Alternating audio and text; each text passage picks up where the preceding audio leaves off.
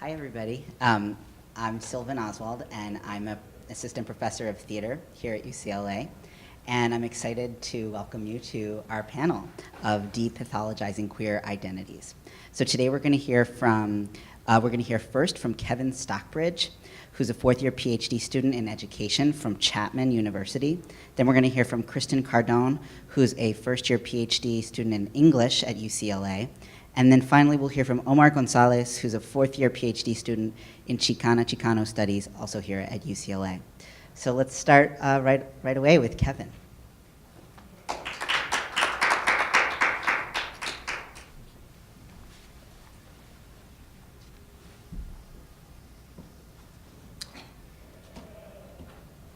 The presentation that I'm going to be giving it's the beginning of a development of my dissertation work. And so I look at the intersection of queerness and Catholicism and education. So I call it queer hope, authenticity and love reimagined in the Catholic school. So my study progresses along these following lines, so we'll talk about. First is I tried to create a theory or a framework that was authentic to the intersections that I was talking about. So queer theory, liberation theology, and critical pedagogy are my three sources for theoretical framing.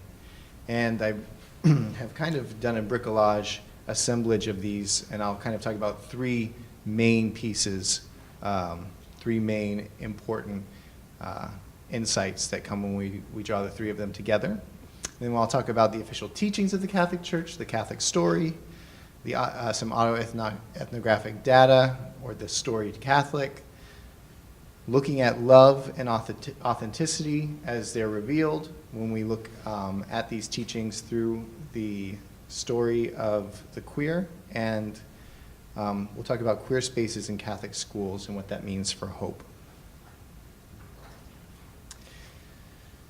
So my queer theocritical approach, when you kind of draw together queer theory, its idea of deconstruction, liberation theology, which has as a primary understanding that the divine, that God's primary work is to move us into freedom, and that everything is seen through that. And then critical pedagogy, which is Freirean, Paulo Freire, this idea oppression in education, oppression in the greater society. So three things I want to look at. I'm going to kind of read them off, but first is justice.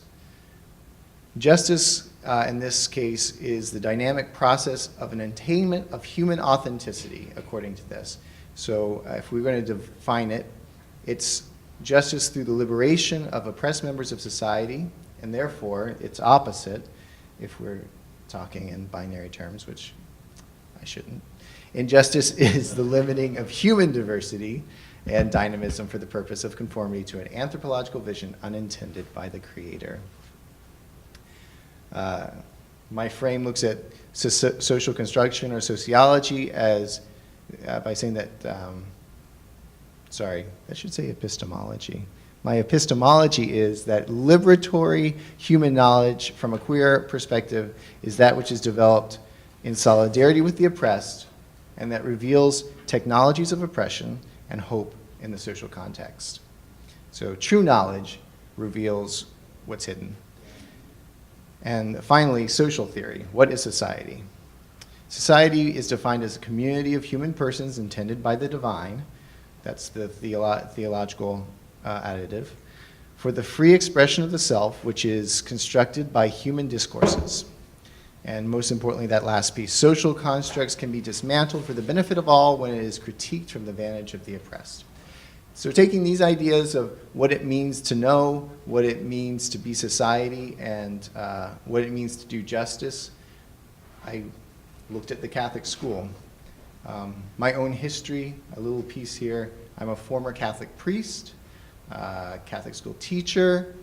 I went to I went to reparative therapy, so I am a survivor of reparative therapy.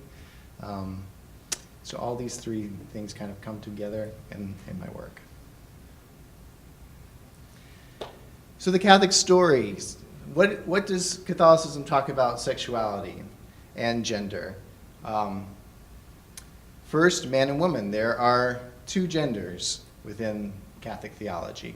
Heterosexual monogamy as is true sexual order. The Pope recently warned about looking at gender studies, saying that it erases this idea of man and woman, and therefore is dangerous. So there's not really much open discussion about gender. Sex is procreative and life-giving, and man and women are the measure of normality, heteronormative. So when the writings of the church have talked about the queer problem, homosexuality, they wouldn't use the term queer, gay, lesbian, transgender. It's an intrinsically disordered desire, same-sex desire. There is in the church this story of a dichotomy, love the sinner, hate the sin, the dichotomy between the actor and the act. However, we have a Pope, John Paul II, who spoke about the acting person, that the very actions of the person reveal who the person is, which calls into question this insistence that there's a dichotomy. And then the biggest thing that comes out of most recently about queers in the church is that queer persons are to be a vessel or an object of our sympathy, right? That's what they bring to the church, is this place for us to show love. So they are a gift to the church from a negative sense. What is Catholic education according to the teachings of the Catholic Church? One, it's about developing civic responsibility. It's about developing citizens, serving the common good as defined by the church. Catholic schooling should be dialogical. It says many, many times, it said this all the way back, Leo XIII, that true education is about discovery, about different voices coming together, unveiling truth, and it's about love. That even more than anything else, it's about finding love, discovering love, becoming loving, and creating us to be moral in mind and heart. So that's the Catholic story.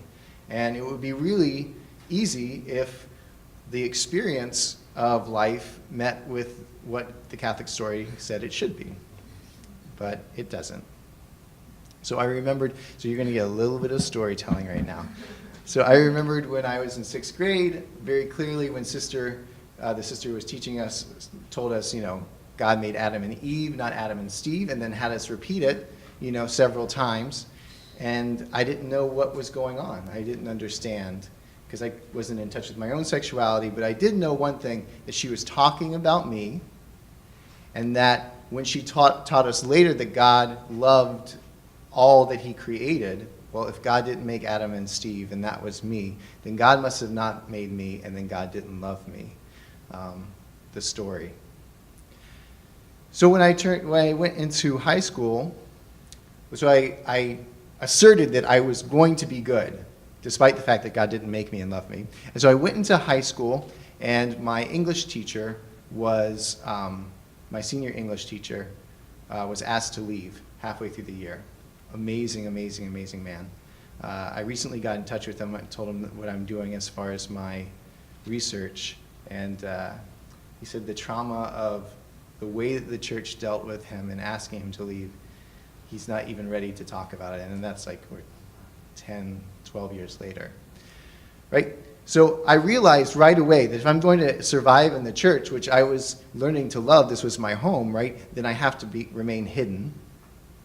So I was hidden. I loved theology, loved philosophy, studied it, even to the point of I made sense of my queerness by saying that must be God did this to me so I can become a priest. And so I entered seminary, and right away, when I entered seminary, Benedict XVI made a proclamation that same year that homosexual persons are not worthy of the priesthood, right? I was like, well, that's great. I'm not worthy to be married. I'm not worthy of the priesthood. I hadn't come out at this point. So they asked me right away, this is a phase, right? Because I could go through seminary as long as I acknowledged this is a phase. So I was like, it must be a phase. It's a phase. Because what else am I going to do with my life? So at that point, I realized I couldn't just stay hidden. The church was saying I needed to work out the corruption that was in me, the evil that was manifest in my own self. And so I ended up leaving the priesthood, not actually because I came out as queer. I left the priesthood because it didn't fit me, and then I went right into reparative therapy. That's how I got out here to California with a man's known as the father of reparative therapy, which is Joseph Nicolosi. And my mind really got screwed up. So using this idea of the church and this idea that you had to be fixed, reparative therapy tells you that your homosexuality is a reparative drive. You have fixed yourself, but in fixing yourself from what went wrong in your family, you've actually screwed yourself up. So now you need to unscrew yourself up by separating yourself from the family. And it's not a pretty story. I'm going to move on. There's lots of other research that I've done about what Catholic school teachers are going through. But let's just say it's not pretty. There's lots of firings going on for people who are outed, even by accident. And feelings of isolation, this idea of how do I teach in a school that doesn't believe in me? So what is love and what is authenticity? So for the queer, I would say, if you take the story of the Catholic school, and you take the experience of the queer student, and you read the two together, what do we learn about love? Well, love and sexuality is life-giving for some, for the heterosexual person, right? But it's actually suffering. Love is suffering to the queer. It's the cross. My innate desire to love reveals every day within the Catholic school that I'm disordered, that I can't know the experience of love, and my heart will never grow in the right way. Education, if it's for developing a citizen, and it's about developing a heterosexual society, then the education in love, if I'm truly loving as an educated person, then I must eradicate people like myself. It's essentially what's being said. I'm being taught that even what's in myself needs to be eradicated, my most true self. And that's how I will love myself. That's how I will love the world. And love is exclusionary, right? Because we saw that Catholic education is supposed to be dialogical, but we have silence on this issue. Try to go and research LGBTQ students in Catholic schools. Officially, from the schools and not from the schools, but from the dioceses, they don't exist. Well, I did. Anyway, dangerous authenticity. What's authenticity? Is it something beautiful?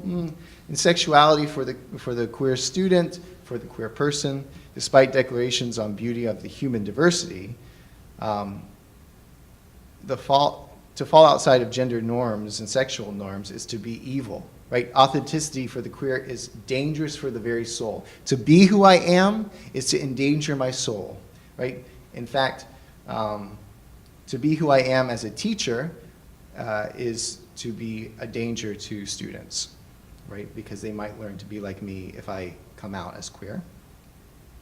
And education is basically learning knowledge to become inauthentic.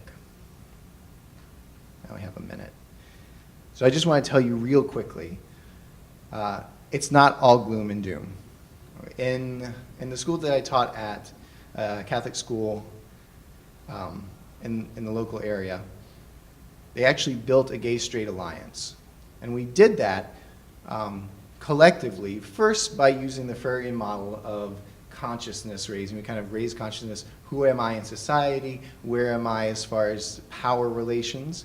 Without talking particularly about any LGBTQ issues, and then listening a kind of radical receptivity of the faculty to the desires of students who wanted a gay-straight alliance. And they took off, I believe, because instead of imposing our story upon them, even of who they think they are, we received from them the wisdom and reinterpreted ourselves in that light. And that was throughout the faculty.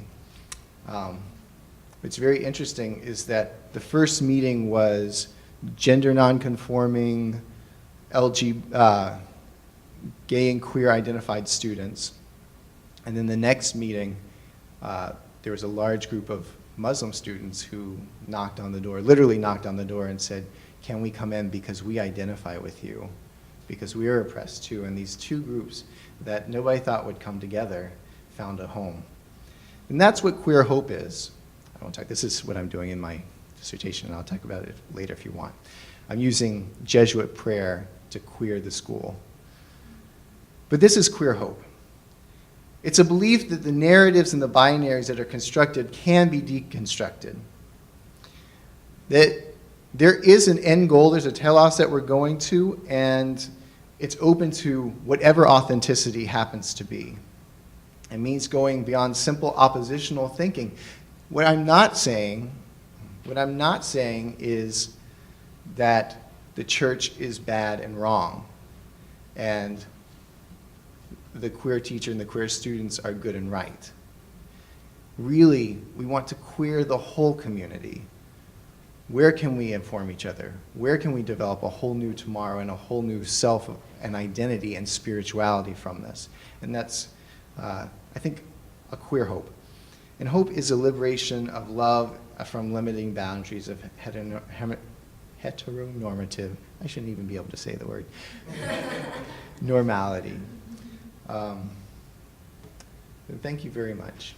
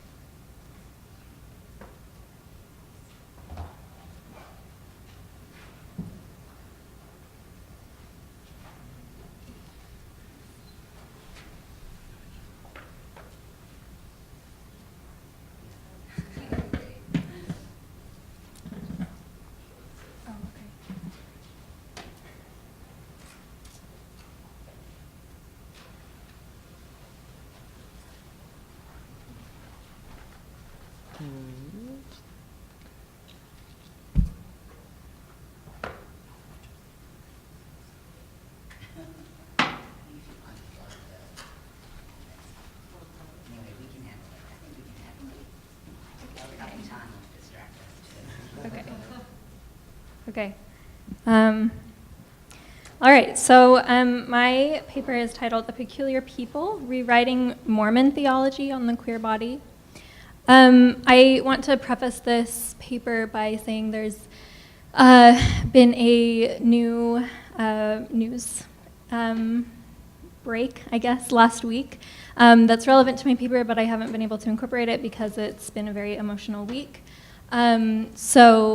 As of now, queer Mormons who are in same-sex marriages are declared apostates and mandatory discipline, probably excommunication, and so that includes me, and which is a worse category than like rapists or murderers or like other sins that you can commit, and children of same-sex couples, if same-sex marriages, are also being punished, and they're not allowed to be blessed in the church. They're not allowed to be baptized until they're adults, and they have to disavow their parents and move out. So that is to say, that is the most recent context for this paper, and even though I'm not going to discuss that, I'd be happy to talk about it more in question and answer. So this paper outlines first a specific discourse that pathologizes queer Mormons and queer people generally, and then I'm going to address some of the ways within queer Mormon theology that can address and sort of counteract that stance. So Meridian Magazine, It's a popular Mormon magazine with the subtitle Latter-day Saints Shaping Their World. And on October 3rd of this year, they published and then soon after deleted an article that was written by a professed mental health professional titled Helping Our Children Choose Heterosexuality. So it was written by this woman, Jeanette Goetz Smith. She claims to be a licensed marriage and family therapist and mental health counselor in Florida. And it was published and then edited and then deleted from the website within a day that it was published. It was deleted because of the abundant criticism of the subject matter. Unfortunately, the criticism also reflects the widespread reach of the article, which at the time had already become well-known and notorious in queer Mormon circles within the 24 hours that it existed. So, from the beginning of her article, Smith says, as a therapist, I have observed teens who are experimenting with homosexuality these days because it's rather vogue at the moment. I have also had clients who have gone back and forth in their sexuality for the convenience of the relationship they were in at the moment. I've had some members of the LGBT community tell me that this is always biological and never a choice, while at the same time, the movement includes bisexuals, which suggests choice. So Smith's characterization of her client's sexuality reflects not only her ignorance, not to mention her bias, but also demonstrates some larger problems among Mormons, both culturally and doctrinally. Since Smith's article was redacted, Meridian has published several additional articles that expand and sort of slightly change her original position. So she wrote another article where she painted herself as a victim of bullying messages in response to her article. She said, I wish I hadn't been the one to write it, but I can understand why nobody wants to disagree with the gay agenda. There's a systematic campaign to silence anybody that disagrees with them. So she's painting herself as a martyr. And then she reaffirms her original argument. She claims only to address the 7 to 8% of homosexuals. Note that she only ever references male homosexuals that are capable of choosing a heterosexual relationship, which she contrasts with the 2 to 3% who are irreversibly homosexual. And despite requests for her sources, she did not provide any information for those statistics, so we don't really know where that came from. But that's the idea, similar actually to the Catholic stance, that some people can choose heterosexuality, but some people can also just choose not to act on it. Anyway. Predictably, her rationale for promoting heterosexuality as the right choice for gay men is primarily based on reproduction. So she wrote, a husband and wife who bear children together can look at their progeny and exclaim, she has your nose and my mouth, or our daughter got her musical talent from her mom and her sense of humor from her dad, or look at this gorgeous child, she's the best of both of us. A husband and wife can celebrate posterity that will last through the eternities. And so then in several of the response articles that expanded on her position, one BYU professor, which BYU is my alma mater, Ralph Hancock wrote that he supports Smith's argument and explains its implications for religious intervention. He says, to maintain that gays have no choice, one must also maintain that ideology does not condition that choice, and that religious beliefs cannot or must not reframe that choice. Together then, Hancock and Smith cast homosexuality for the majority of male people who experience it as a choice, and thereby proclaim religion's role in bringing people to the right choice of heterosexuality. There were a few more voices in this debate, and probably the most wonderfully ironic moment to emerge from it. Scott and Maureen Proctor, who actually run the magazine, said, we live in a time of sexual chaos. Gender itself is being deconstructed. So for anyone familiar with Derridian philosophy and queer theory, that actually probably sounds like a really exciting time. Gender is actually successfully being deconstructed. Another article that was responding to this trend, written by Nathaniel Gibbons, provides an example of the way in which this discourse pathologizes queerness. He says, because marriage and sex and procreation are central to God's plan and to the opportunities that he offers to us here and hereafter, the church cannot abdicate its responsibility to maintain its teachings on these issues despite these conflicts. Ultimately, the problem that the church faces in promulgating its teachings on sexual ethics and the centrality of the family is the same as the general problem faced by all Christianity. You have to teach the fall for the atonement to make any sense. So what Givens means when he says you have to teach the fall is precisely the moment when Mormons pathologize queerness. The fall in this instance is the supposedly unnatural reproductively challenged status of same-sex relationships. In Orthodox Mormon discourse, homosexual behavior becomes a spiritually defunct state where the soul itself is unhealthy. There are so many necessary responses to these claims. This paper will offer one. I want to intervene in the space that Givens is calling the fall. Specifically, I question whether queerness is antithetical to Mormon doctrine or if it is in fact central to it. Combating the type of ignorance I presented here requires Mormon credibility and doctrinal knowledge. I can only provide one of those now that I'm officially labeled apostate. But I do have doctrinal knowledge, so that's where I am intervening. I offer an alternative interpretation of LDS Mormon doctrines in order to promote positivity about queerness. In doing so, I hope to support change that ultimately reduces the abundant homelessness, abuse, discrimination, and suicide in the Mormon queer population. Okay, so to quickly outline the problem of talking about Mormon theology at all, a commonplace observation of LDS theology is that there is no central theology. We don't have any professional theologians who determine what is official belief. We just have scripture. So the church explained in 2007 that not every statement made by a church leader, past or present, necessarily constitutes doctrine. A single statement made by a single leader on a single occasion often represents a personal, though well-considered opinion, but it's not meant to be officially binding. And then they go on to say that the official doctrine is the doctrine that's in Scripture, the words in Scripture. So most of the statements that Mormons have made about homosexuality, including the recent policy change, doesn't constitute doctrine, it just constitutes policy. But that's a nebulous distinction that is both helpful and harmful. On the one hand, it allows projects like mine to reinterpret Scripture, because Scripture is the only doctrine and interpreting it is the only way to know doctrine. But on the other hand, it also allows the proliferation of folk doctrines. So one of the really harmful folk doctrines is one that has emerged from, well, I'll just read it to you. So one queer Mormon blogger has written about a particular folk doctrine. She says, "Many Mormons, my mother included, tell me that they believe homosexuality is only a trial of this life, and that just as God takes away our defects when we die, he would take away my homosexual desires and replace them with heterosexuality. I am sure they thought they were comforting me by assuring me that my trial was temporary. But like many gay Mormons, hearing that I could get rid of my homosexuality by killing myself only made suicide look more appealing."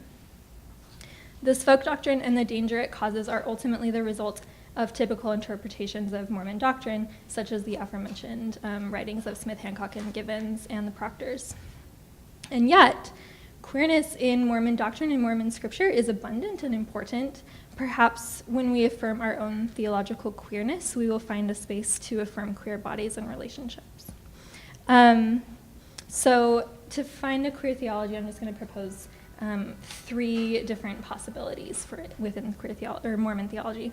So Mormon queerness begins with Mormons as a queer people. Peculiarity is a rich trope in the Old and New Testaments, and specifically it's in the translation of the King James Bible, which is where God's people are frequently referred to as peculiar. In the New International Version of the Bible, that word was entirely taken out from all those verses, and instead it says treasured possession. So it doesn't know, I guess they didn't want to deal with the word peculiar to describe God's people. But the LDS Church still uses the King James Version, so you still have this idea that God's people are a peculiar people or a queer people.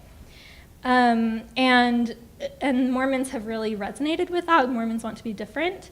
And so it's had a long positive hermeneutic tradition. It's peppered general conference addresses, BYU speeches, official church magazines, Sunday school manuals, and sermons from Joseph Smith to the present day. People talking about Mormons as peculiar, and that is a very positive aspect of our identity. Mormons have embraced their peculiarity, using it both as a method of coping with religious and political persecution in the early church and as a way to encourage conservatism, oddly, which I found in a really delightfully titled article from July 1982 Church Magazine. The title was "Don't Mind Being Square," and it was all about how we should embrace our peculiarity. And so peculiarity is a synonym for queer. In what ways might Mormons be said to embrace a queerness as they become a peculiar people? One way, surprisingly, is through queer sexuality. Despite PR efforts that attempt to disassociate Mormons from polygamy, that particular sexual association is still canonized. Polygamy is still official doctrine in the scriptures. Official Mormon doctrine, which as noted only contains the canonical text, enshrines polygamous marriage not only as acceptable, but approved by God. And despite many apologists' attempts to explain this doctrine as either Platonic or as a mere historical necessity or as a continuation of biblical polygamy, this is what the Doctrine and Covenant, the scripture actually says. If any man espouse a virgin and desire to espouse another, the first give her consent, and if he espouse the second, and they are virgins and have vowed to no other man, then he is justified. So notice that the justification for polygamy is not any of the apologist reasons for polygamy. It's actually just male desire. If he desires another wife, he can have one. We should also note, however, that this doctrine is clearly misogynist, an issue that I'm going to bracket for a different discussion, or in the Q&A if you want to talk about that. At the forefront of polygamous doctrine, then, is non-monogamous desire, a category included in contemporary queer culture as polyamory. Polygamy refers specifically to marriages, the practice of having more than one spouse, of being married to multiple persons at once. Mormon polygamy through history is well documented, and Mormon doctrine about polygamy is both clear and queer. Mormon doctrine, however, also encompasses another, more surprising type of polyamory, since one of Mormon's radical doctrinal departures from traditional Christianity is the separation of the Trinity, which is so the belief that God, Jesus, and the Holy Ghost are three separate beings. And one of the additional divine persons in the Mormon cosmos is a female divine who is married to God. So believing in Jesus Christ's literal relationship to God the Father means acknowledging a polyamorous God. In other words, by insisting on God and Jesus as separate entities and giving God a wife, the moment that God fathered Jesus via Mary was extramarital reproduction, a type of polyamory that extends beyond divinity and beyond marriage.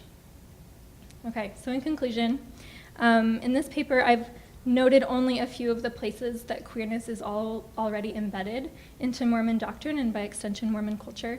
There are more that deserve attention. Just to name a couple of them, there's a wonderful history of these two women called the David and Jonathan of the Primary, possibly some 19th century Mormon lesbian couple. So that's really fun history. There's also a lot of masculine homoeroticism going on in the Book of Mormon. There's the queerness of same-sex missionary companionships, you've probably seen with the tags on, right? And the youth group arrangements, as well as Joseph Smith's discourses and Jesus as the product of incest and possibly artificial insemination. For a religion that practiced queer sexuality in the 19th century, when it was definitely not acceptable, and when the Republican Party's founding platform pledged to rid the world of the twin relics of barbarism, slavery and polygamy, embracing peculiarity is not only faithful to history, but necessary to protect the lives of its queer members and the queer people it influences across the globe. Perhaps we can recognize the queerness in ourselves in order to accept the queerness in others, because at its core, Mormon homophobia is a self-phobia, a reflection not of the fear of the other, but of its own queerness.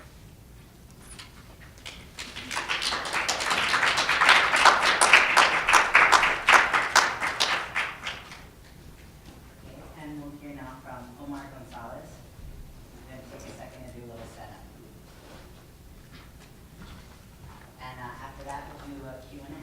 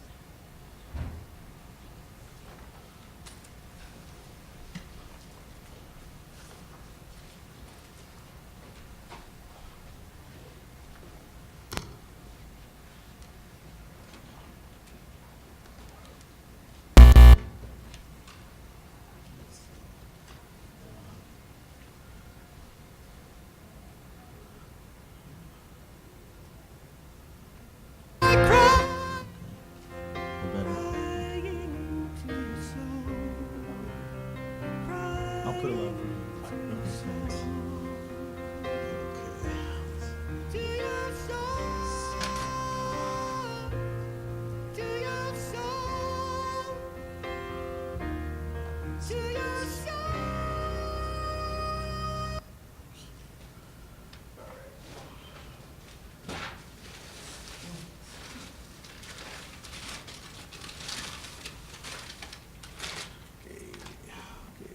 Hello, my name is Omar Gonzalez, and I'm fourth year here in the Chicano Studies Department here at UCLA. My presentation is also, like Kevin was saying, it's the start of my dissertation work. And it's really interesting about this whole theme of pathology because I want to share something that I'm pretty open with, but this topic is very personal because I have been paused for over 20 years now. So it's time for my afternoon dose, so I'll take it after I finish. But Chicano Studies is what I've been studying. You know, I have my BA and MA from another university, and I'm very proud to be a Chicano Studies scholar. But just I see that the queer male voice in Chicano Studies is lacking, let alone HIV subjectivity. So I was wondering, so we have had two authors, Arturo Islas and Gil Cuadros, several artists, Carlos Almaraz and Mundo Mesa, who died of HIV complications, and I was wondering where are those voices of the HIV gay Chicano? So this is my presentation, the lost syllabus. So this is a glyph on a rock formation in the middle of the desert, right outside where I grew up in El Paso. And the tribe that I come from is the Tigua, and they adopted this tribe hundreds of years ago. That it's thought to be thousands of years old, and because we're called the people of the sun. And you see that arrow is supposed to where El Paso is, the mother tribe is in central New Mexico.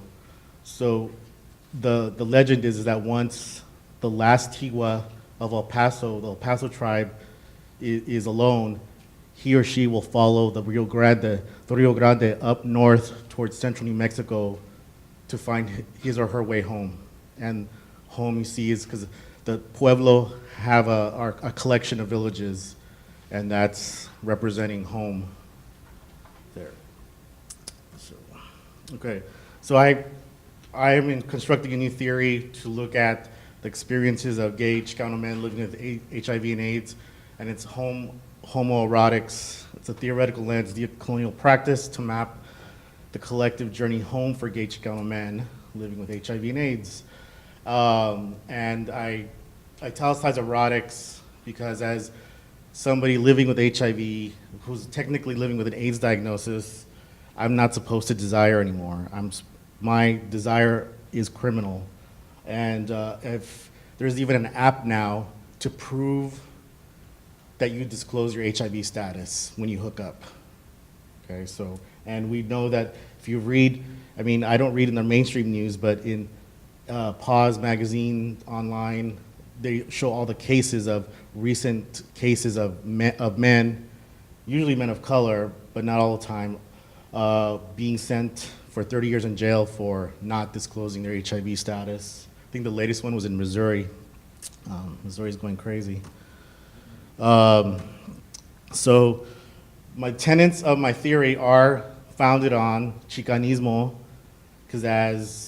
but stripped of its patriarchal nationalism.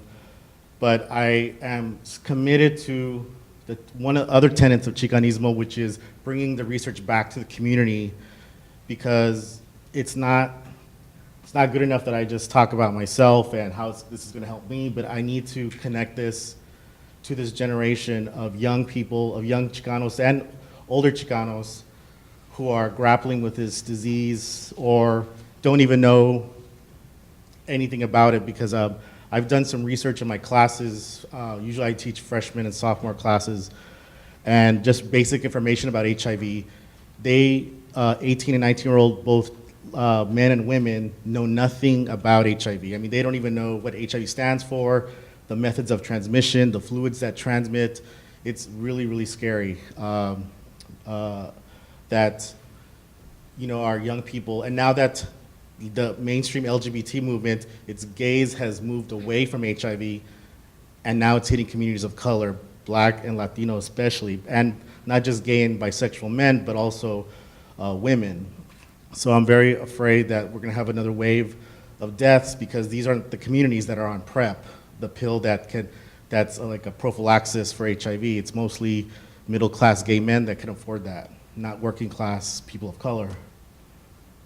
So lab crit theory, which comes out of critical race theory, is another component because, you know, lab crit theory focuses, obviously it centralizes race, but also looks at things like phenotype and language and citizenship that critical race theory doesn't necessarily focus on, but so something like just like linguistic shame, internalized shame that, you know, I can't speak Spanish fluently, so I have a lot of shame around that, or around Latinos who are more immigrant and don't speak English fluently. So there's a lot of issues about how the brown body has been criminalized, and we see with Donald Trump talking about deportation forces and Operation Wetback. I cannot believe that that is being revived right now, I can believe it, that you've seen those images on the news, right, of mostly men, right, being rounded up and put onto these trains and going back to the desert. So it's really, lab crit theory is very useful theory for me. Also, third world feminism, Chicana lesbian feminism, Black feminism, especially Audre Lorde, the erotics, Cherie Moraga talking about desire is not politically correct. And I'm sorry, I forgot to put my music on. Oh, perfect slide to put. So, even though my theory focuses on Chicano men, queer Chicano men, if you could recognize the song, it's like a piano version of Small Town Boy by Jimmy Somerville. He originally sang it with Bronski Beat in the 80s. If you're old like me, you will know it. Okay. So I heard this song when I was about 5th or 6th grade, and you know, Jimmy Somerville's British, but it was the first song that when I actually heard the lyrics, it spoke to a queer consciousness, and it's still, and that's so that the popular culture, and that spoke to another identity crisis, because when I was 13, I said I was British for a couple of years, and I tried to speak with my pocho Spanish and broken English. I tried to put a British accent on top of that, so it was kind of fun. And I would say, I don't even know how to say the word Brit. I would say, soy un inglés. So that doesn't make any sense. I'm in English, that's what I was saying. So I snapped out of it though. But I mean, the song is just so beautiful because he talks about having to leave home to find the love that he needs.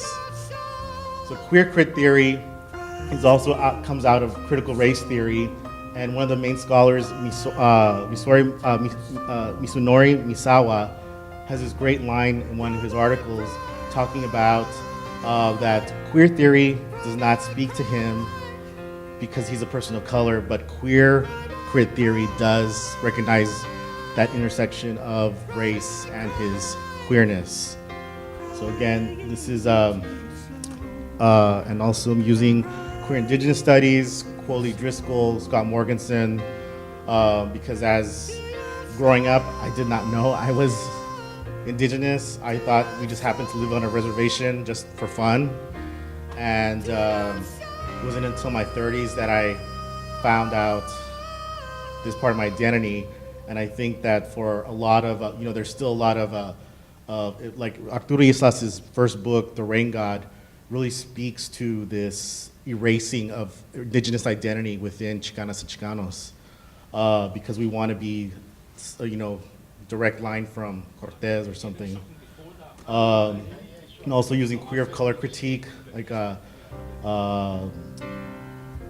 Juana Maria Rodriguez and Jose Esteban Munoz, and I'm using a lot of their tools just to come back to create this theory, but to really focus on HIV, our experiences, and I'm not so cavalier saying, well, HIV doesn't define me, because it does, because I have to take I make sure I have to take my meds, I have to deal with the side effects, I have to make sure I go to the doctor, and that I don't become resistant. So this came out of studying or exhuming the archive of Gloria Zaldúa, another major theorist of Chicano studies who passed away over a decade ago now. And in her archive, she was on a sheet of legal paper, she was trying to figure out, this is when she lived in the Bay Area in the 80s, she was trying to figure out what HIV herself, like it was almost like she was figuring out a crime or a math problem or something, because she was wondering how HIV got into people's bodies and what could be the causes of HIV and the illnesses. So it must have touched her, obviously living in the Bay Area, being a queer person. She had a lot of literature from gay HIV organizations.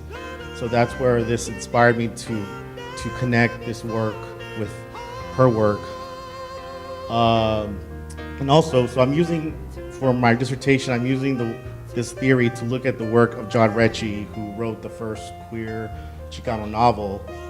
And he writes a lot about the body, because he loved his body.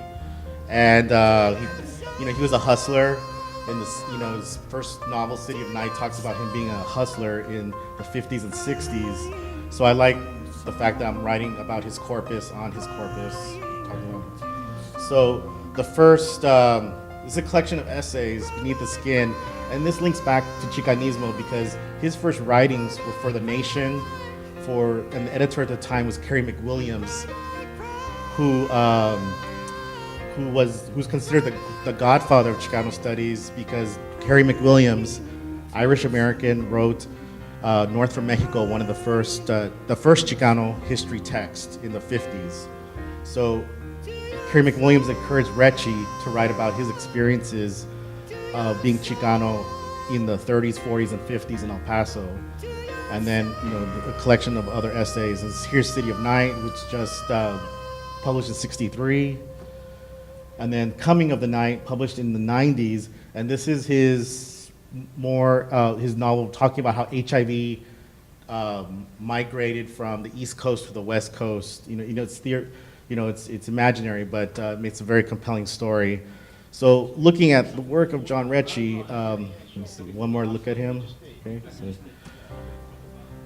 comes back to how we find our way home as gay Chicano men, how we find our way home.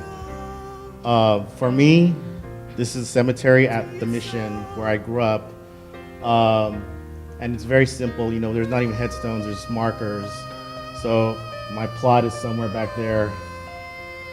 And then here in LA, Northeast LA, there's a memorial called the Wall Las Memorias that's beautiful, beautiful, and it's mostly Latino, but all people of all genders, people who've died of AIDS, and it's sort of like the Vietnam Memorial.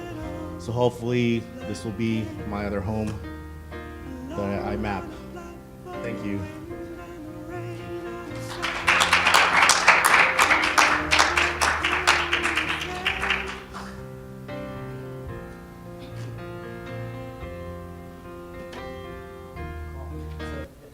Join me at the table. We'll embark on some conversation.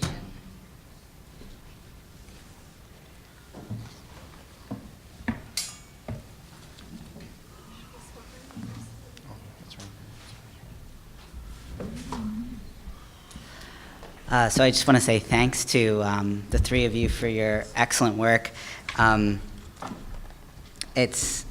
think we're talking a lot about how we excavate where we come from, and it's exciting to see how the three of you are pulling from a rich and personal knowledge and experience to find ways to reinscribe queerness in cultural and religious practice.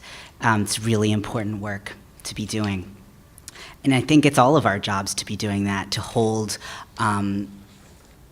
accountable the people who are writing these narratives, and to say, absolutely not anymore will we allow ourselves to be written out of these stories. So maybe we could start with questions that you guys might have for each other, if they're there. If not, maybe we can go to the house. Anyone want to start us off? I'll ask one for Kevin.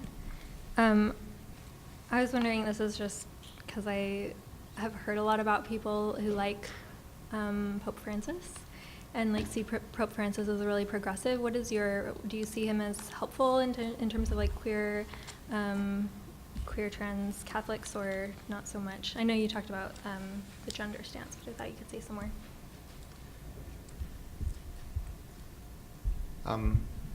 I do think that maybe a lot of stuff that I like Pope Francis, but I think a lot of the things that we hear about Pope Francis are great hopes that are painted onto the leader of an institution. He hasn't said, and he hasn't made any actual comments that are outside of traditional Catholic teaching, although he is opening up spaces for us to reconsider, I think,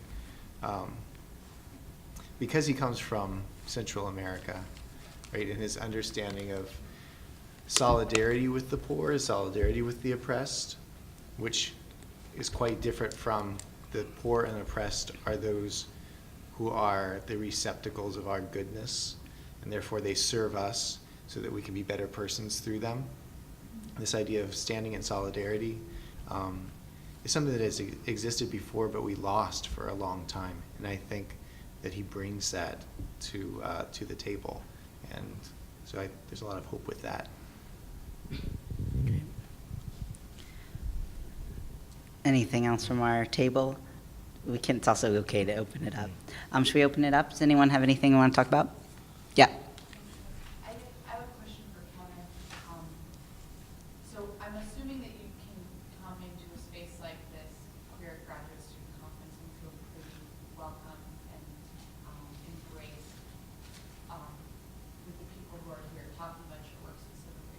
And that's all well and good, and I think, but I don't want to discredit the fact that you're doing a lot of teaching to us who maybe haven't gone through the experience that you have. And I'm wondering, have you found spaces where you can have these types of dialogues with people who have undergone similar experiences to you, where you're not more, where you can take a step back as a teacher and really dialogue? That's really insightful. Thank you for asking. And there are a few places. There are very few places. I do have a place. I have a best friend. He went to the same ultra-conservative school that I went to. We both ended up coming out. We both ended up going through reparative therapy before that, the same place. And we both grapple with this idea of spirituality. We were both in seminary. Right? So it's kind of nice. I have at least one person where I can kind of put down all of like because whatever space you're in, right, you kind of, the way the academy is today, I'm either on one side instructing, like you're saying, about theology, or on the other side about queerness and post-structural ways of understanding, and never really feeling like I have found like community. And I'm only, so I realize this is like getting ready for this, I'm only out for 3 years now, 3 years in Thanksgiving. Right? So I'm really new to being out, to myself and to my family. So I'm still discovering community, and yet trying to negotiate and create it. I mean, maybe that's the work that I'm doing, is that I have such an essential need for community that if it's not there, I'm working on making it possible. Any other questions? Yeah. So this question's for Kevin. I have loved your slide on queer hope. You feel very inspired. I was wondering if you could speak a little bit more to it, because I felt like you were sort of cut off the end, and maybe there was one point I was really interested in, and I think I said like something about thinking beyond simple oppositional approaches, and I just wanted to know if you could elaborate on what you mean by that, and what that would look like in action. Sure. I mean, the most wonderful thing about, I guess, queer theory and even inherent in Catholic theology is that we don't know exactly where we're going to, right? The divine is the most queer thing of all, because it is utter alterity, right? And yet close essence and existence are conflated. So, though we may not know where we're going, right, the queer hope is that somehow it's inscribed in the process. So what I skipped over was, in a practical way, my research is going to be with a community of LGBTQ identified teachers who are teaching at a Catholic school, at Catholic schools, talking about their experiences and then deconstructing about what it is that Catholic schools are saying about them, essentially, through their own experience. But what we're doing is that we're utilizing a method of prayer developed by St. Ignatius of Loyola. And so Ignatius was the first one to bring imagination into prayer, to insist that our imagination, right, which is this kind of really ethereal thing, actually is a constitutive part of our agency in the world. And our prayer is inauthentic if we don't use our imagination. We can bring something from here and make it real. And so in a queer way, instead of taking this prayer in which you look at your day, the prayer goes, you look at your day, you review it for the good, and you ask how you brought good into the day. You review it for the bad, you ask how you brought bad into the day, and then you make a decision of how you're going to change it in the future. So instead, the marginalized or the queer teachers are looking at the institution and asking, or students are looking at the institution or a practice and saying, what's good about this? What's bad about this? And what can we do about it? And reimagining through a queer perspective the Catholic vision.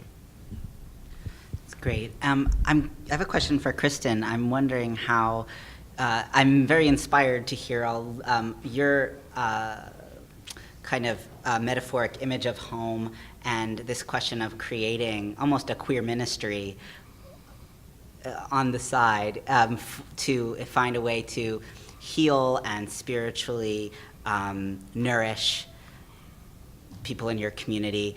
Kristen, I'm wondering how you've been able to find home as a queer Mormon. So there's a couple, well, my wife's been really wonderful about, she created a Facebook group. Facebook's kind of an excellent place to organize. So that's one of the ways that we have one for queer Mormon women, because the queer Mormon sphere is mostly cis gay white men, and they really dominate the conversation. And so we've been working on building community for queer women and gender nonconforming folk, and just have events and space for people to talk about experiences that are away from the mainstream sort of cis white male gay Mormon. So, to your knowledge, are there any queer Mormon, and forgive my ignorance for not knowing this, but is there anyone making art about this subject?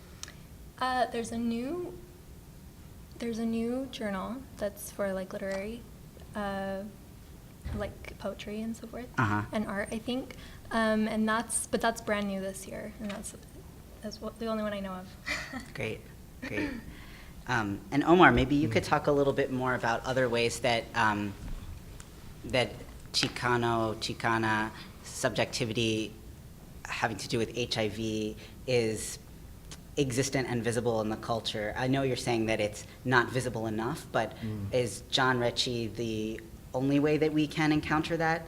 No, it's just that he has the largest body of work, and nobody's really, from a scholarly perspective, nobody's really looked at Recchi from his work holistically from a Chicano, from a Chicano perspective. So that's why I'm going to focus on him. But there are Arturo Islas, Gil Cuadros, and other So Far From God by Ana Castillo she incorporates HIV as a theme. It's mostly has been creative writers. There's been very little scholarly work, and then visual art as well. So it's really, again, the artists who lead the way in any movement, right? Yeah. It's always that way, and especially, I mean, it happened in the Chicano. That's why I think in the Chicano movement, in the 60s and 70s, the artists were the leaders, and then everybody else followed them. So I think it's the same thing with performance and art, whether it's written or visual. That HIV, where I get my medical services, it's mostly Latino and Chicano men, and they did a series of telenovelas. Great. With queer characters, and one of them is, and you can see them on YouTube. So again, using a medium that, as Latinos and Chicanos, we're all familiar with the novelas to educate about HIV, and also there is this horrible Hulu series, but I love it. It's set in East LA, and you see it on the buses. East Los, yeah, it's so horrible, but I love it. But I can't stop watching it. And so one of the main characters from the first season, through heterosexual transmission, she acquired HIV. So it's another. So I think that's really important, just in terms of visibility. As bad as the writing and acting is, but it's still, it's something. It's something that that's there. Yeah, it's great. As I was listening, I just felt like it would be so helpful for the word to get out through documentary or cinema or something like that. Anyone else want to ask a question or continue the conversation in some way? Great. A lot of us are, I'm going to speak for myself. The four of us, we work with our own lived experience, or we're theorizing about our own lived experiences. This is just more like not a very academic question. Instead, I think it's more like a self-care kind of question. How do you all navigate that? How do you create a balance between or find healing in that process? That would be one question for everybody, and I have one question for Kevin. Should we take the healing question first? Why don't we take the healing question? It's a very simple question. I also I went to a lot of Catholic schools, and I'm a lesbian, and I went to a variety of Catholic schools, like from Marian to Jesuit, and I finally found my home in Salesian for some reason, because they're pretty I think they're pretty radical. But I just wanted to have your take on what has been. You mentioned the Jesuit order that you find more in line with it, so that's space for you. But are there any other ones that you would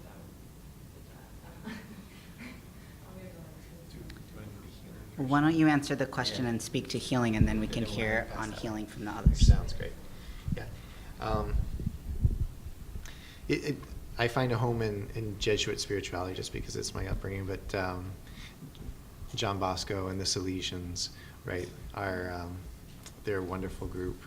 But I feel like within the church, religious communities have been are great places to find home for having new understandings of queerness and theology. Maybe simply because it's a bunch of people living together and the rubber hits the road, right? Whereas within our parishes, the priest who is on his own hasn't really navigated that kind of the interpersonal questions and the dynamics of a relationship. And then this idea of, so only in the Catholic Church, I love the use of the term peculiar. And the Church, the Catholic Church always warns against, to priests and religious, what's called peculiar relationships, which is you aren't supposed to have a particular friendship. Sometimes it's called a particular friendship. But you're not supposed to fall in love with somebody, right? And yet it's happening all the time. So I think all the religious communities that are genuine are great places.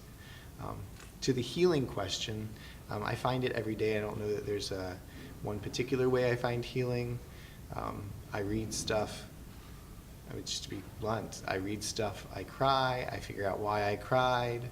A new healing comes and I move forward. I discover people all the time in this kind of, like I go to conferences and I meet somebody else and it brings a new healing because I find somebody else who's going through the same path. So.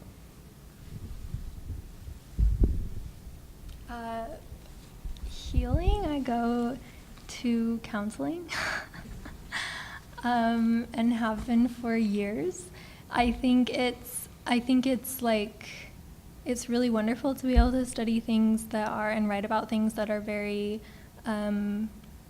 like personal identity, history experiences, but it's also hard to, I mean, it's motivating on the one hand to like hear from family members about how they don't approve of my marriage, and then to go to, it's hard, it's motivating at the same time that it's really painful. So I think counseling in both in like professional settings as well as just kind of casually talking to your friends about your feelings, that's, I mean, I can't do it without that.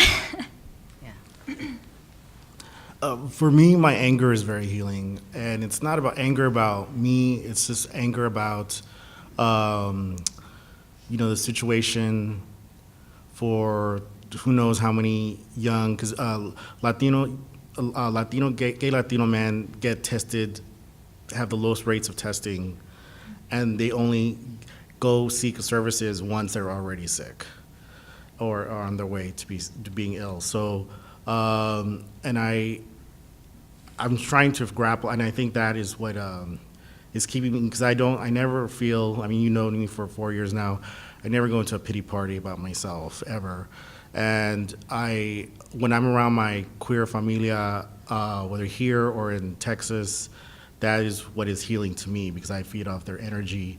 And in terms of spirituality, sorry, Kevin, but I'm an ex-Catholic, but it's cultural Catholic still, because it's kind of hard to separate Chicano culture from Catholicism. But I found home in Santeria, which invokes Catholic traditions, and but I found a really, I'm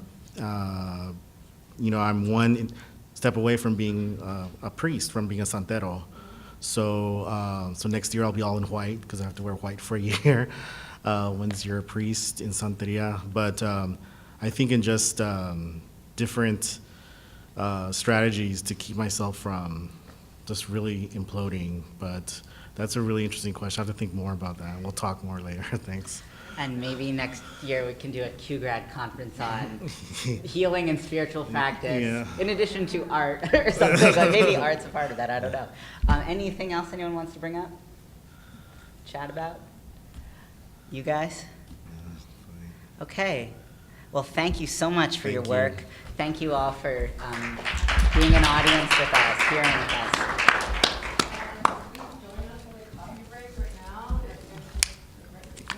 Yes. Thank you. Nice You're meeting welcome. you. Yeah, nice meeting you too.